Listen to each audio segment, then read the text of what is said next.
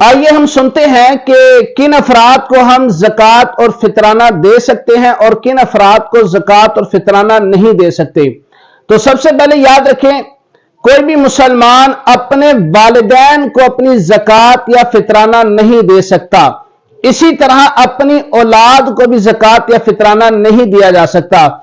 اولاد کی جو اولاد ہے، مثال کے طور پر نواسا، نواسی، پوتا، پوتی وغیرہ، انہیں بھی ہم زکوٰۃ فطرہ نہیں دے سکتے۔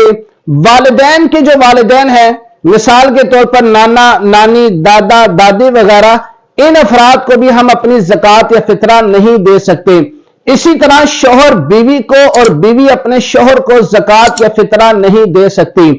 اسی طرح وہ افراد کہ جو صاحب نصاب ہیں، جن کے پاس اپنے ذاتی مکان کے علاوہ کوئی ایکسٹرا پلاٹ یا کوئی مکان ہے جو انہوں نے کرائے پہ دیا یا ویسے ہی انہوں نے اپنے لیے رکھا ہے، یا ان کے پاس کچھ زیورات ہیں یا جمع شدہ رقم کہ جس کی مالیت 52.5 تولے چاندی کو پہنچتی ہو، تو ایسی صورت میں ان افراد کو بھی ہم اپنی زکوٰۃ یا فطرہ نہیں دے سکتے۔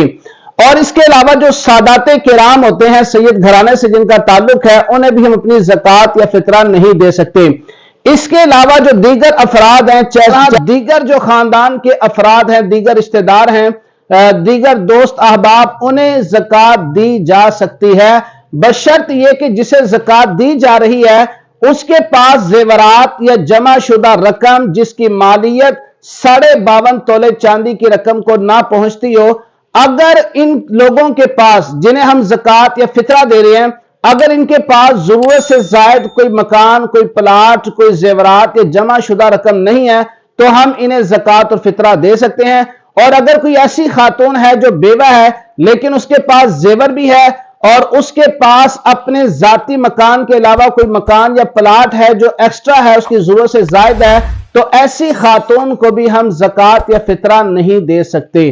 اللہ تعالی ہم سب کو علم دین سیکھنے سمجھنے کی توفیق نصیب فرمائے، آمین بجاہ نبی صلی اللہ علیہ وسلم۔